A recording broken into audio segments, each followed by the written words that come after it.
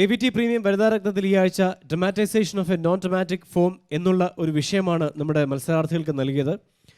മലയാളത്തിലെ 4 പ്രമുഖരായ കഥാകൃത്തുക്കളുടെ കഥകളിൽ നിന്നും അവർക്കിഷ്ടമുള്ള കഥകൾ തിരഞ്ഞെടുത്ത് അവർക്ക് ഇഷ്ടമുള്ള സുഹൃത്തുക്കളെ കഥാപാത്രങ്ങളെ കാസ്റ്റ് ചെയ്ത് സംവിധാനത്തിലുള്ള ഒരു ശ്രമമാണ് ഈ ആഴ്ചത്തെ AVT പ്രീമിയം വനിതാരത്നം നടത്തുന്നത്. സ്വാഗതം ചെയ്യാം Heera Namboothiri on the stage. You are watching AVT premium വനിതാരത്നം.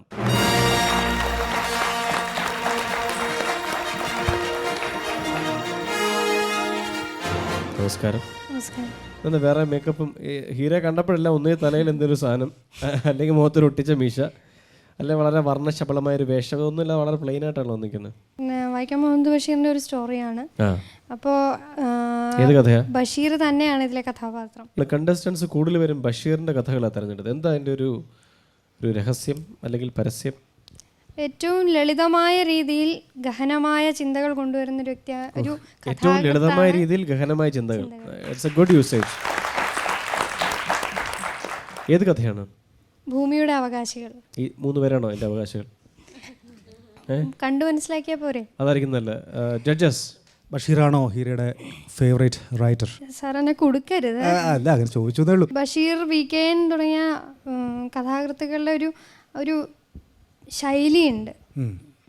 ചില വാക്കുകളൊക്കെ കൃത്യമായിട്ട് ആ കഥയിൽ മാത്രമേ കാണുള്ളൂ.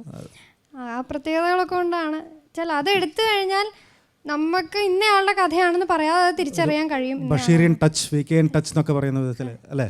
ഓക്കെ, അപ്പോൾ നമുക്കത് കൂടുതൽ വർത്തമാനം പറഞ്ഞതാക്കണ്ട, നമുക്കത് കാണാം. All the best. നമസ്കാരം. ഞാനിവിടെ പറയാൻ പോണത് ഭൂമിയുടെ യഥാർത്ഥ അവകാശികളെക്കുറിച്ചാണ്. നമ്മൾ മനുഷ്യരെ ഭൂമി മാത്രമല്ല, സമുദ്രം, വായു ഒക്കെ കയ്യേറി അതിർത്തിയിട്ട് വെച്ചിരിക്കുക. പക്ഷേ ഈ അതിരിനെ ഒന്നും വകവയ്ക്കാത്ത ചില കൂട്ടരുണ്ട്. ആ കൂട്ടരെ കുറിച്ച് നമുക്കൊന്ന് കണ്ടു തുടങ്ങാം, അല്ലേ?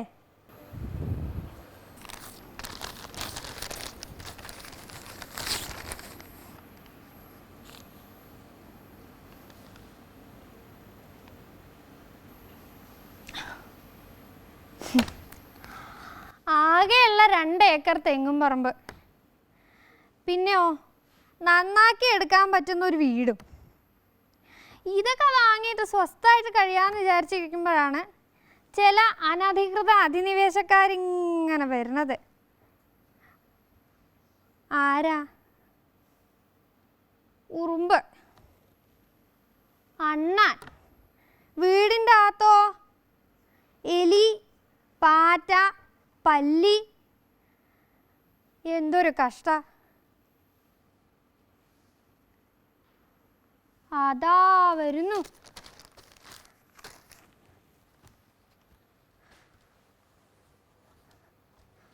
അല്ലയോ സഖാവേ മൂർഖ, ഇത് ഭീമമായ തുക സർക്കാരിനും കൊടുത്ത് അതിലും വലിയ തുക ഉടമസ്ഥനും കൊടുത്ത് ഞാൻ കയ്യേറിയ സ്ഥലമാണ്.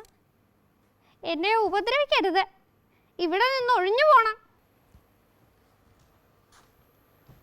അടച്ചോനെ, അതെന്താ? പാമ്പല്ലേ ഇത് മനുഷ്യ?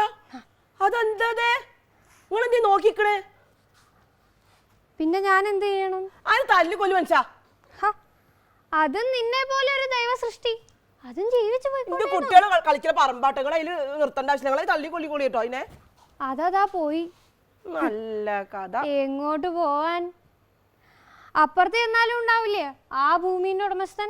നല്ല ഉടമസ്ഥര്. ഇവിടെ ഉള്ള ഭൂമി മുഴുവൻ മനുഷ്യൻ കയ്യേറി കഴിഞ്ഞു. പക്ഷികൾക്കും മൃഗങ്ങൾക്കും ഒന്നും താമസിക്കാൻ സ്ഥലമില്ല. നീ അത് ആലോചിച്ചിട്ടുണ്ടോ? എന്താ ആലോചിക്കാന്? നമ്മക്ക് അവിടെ സ്ഥലമില്ല കേട്ടോ. ഈ ഭൂമി അവർക്കും കൂടി അവകാശപ്പെട്ടതാണ്. അവരും നമ്മളെ പോലെ ദൈവസൃഷ്ടികളാണ്. നിങ്ങളിപ്പോ ഒരു കാര്യം ചെയ്യ്.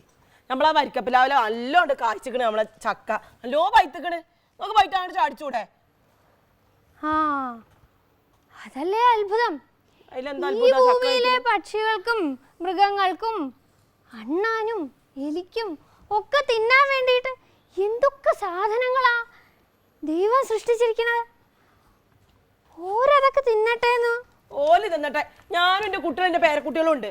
ഞങ്ങൾക്ക് എന്താ തിന്നാൻ പറ്റൂലേ? ബാക്കിയുള്ളത് ആ പശുവിന് കൊടുക്കായിരുന്നു. നിങ്ങൾക്ക് എന്താ മനുഷ്യ അത്? അല്ലാത്ത കളി തന്നെ കേട്ടോ നിങ്ങളത്. അണ്ണാനെ ഇവളോട് ക്ഷമിക്കണേ. അമ്മ പഠിച്ചോനെ എന്താ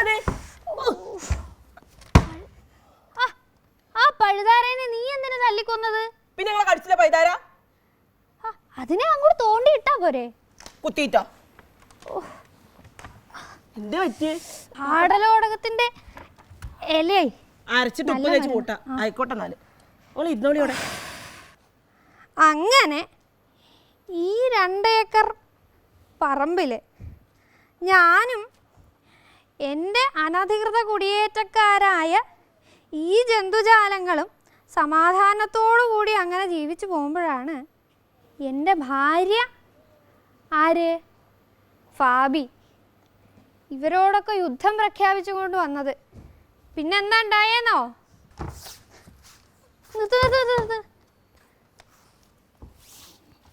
8 പല്ലി, 8 പല്ലിയോ?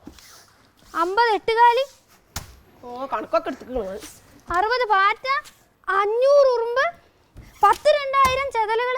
ഇതിനെയൊക്കെ കശ്മലേ നീ എന്ത് ചെയ്തു? ഞാനത് കൊന്നു. ഓ ഇവറ്റകളും ഭൂമിയുടെ അവകാശികളാണ്. ഭൂമിന്റെ അവകാശികള് പൈതാര കുത്തിയ ദിവ്യ വേദനകൾ മറന്നിട്ടില്ലല്ലോ. നല്ലതൊന്നുമില്ല നിങ്ങൾക്ക്. സാറേ തെങ്ങയിലൊറ്റ കരിക്കില്ലാട്ടാ, കരിക്കു മുഴുവൻ എലി തിന്ന് തീർത്തുണ്ട്. അതിനെങ്ങനെയാ? എനിക്ക് എലിവശം വെക്കാൻ പറയണ്ടേ? അതും ഇതിന്റെ സന്തതികളല്ലേ. ഞാൻ പറഞ്ഞില്ല കുറച്ച് എലിവശം വാങ്ങിട്ട് വെക്കാന്ന്. അഹിംസ നന്നല്ല. അഹിംസ അല്ലേ? എന്നാലേ ഞാൻ പോയിട്ട് അടുത്ത വീട്ടിൽ പോയിട്ട് എലിവശം വാങ്ങാൻ പറ്റുമോ നോക്കട്ടെ പോയിട്ട്. എലികളെ ഈ രക്തത്തിൽ എനിക്ക് പങ്കില്ല. നോക്കിന്നു നോക്കി എന്താ എലിവശം എവിടെയില്ല. അതെന്താ അങ്ങനെ? ഗവൺമെന്റ് നിരോധിച്ചിക്കണല്ലോ അത്. എന്തിന്? ആർക്കറിയാം, ആത്മഹത്യ ചെയ്യാണല്ലോ എല്ലാവരും കുടിച്ചിട്ട്. മരമണ്ടൂസ് ഗവൺമെന്റ്.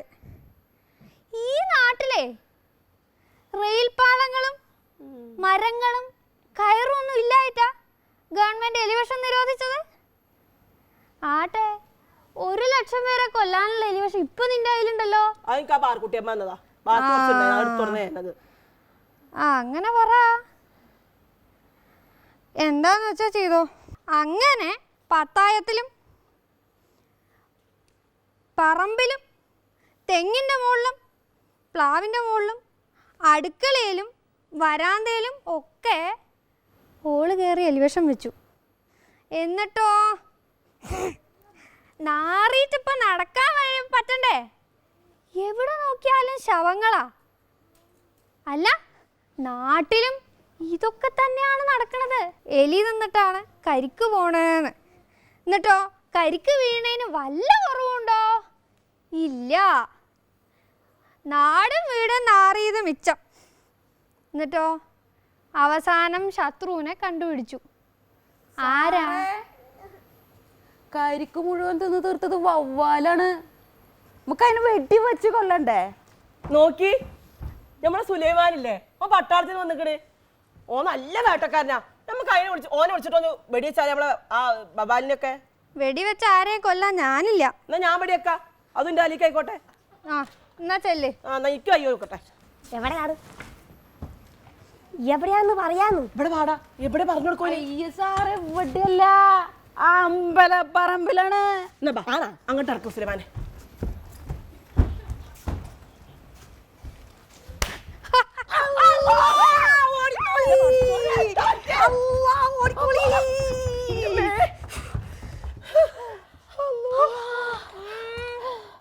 എവിടുന്നാ എല്ലാരും? ആത്മാക്കളാന്നാ പറയണേ. ഒരു 10-300 ആളുകൾ നമ്മൾ ഓടിച്ചിട്ട് അടിച്ച് 3 ആളെയും തല്ലിയോ? എവിടെയൊക്കെ കിട്ടി?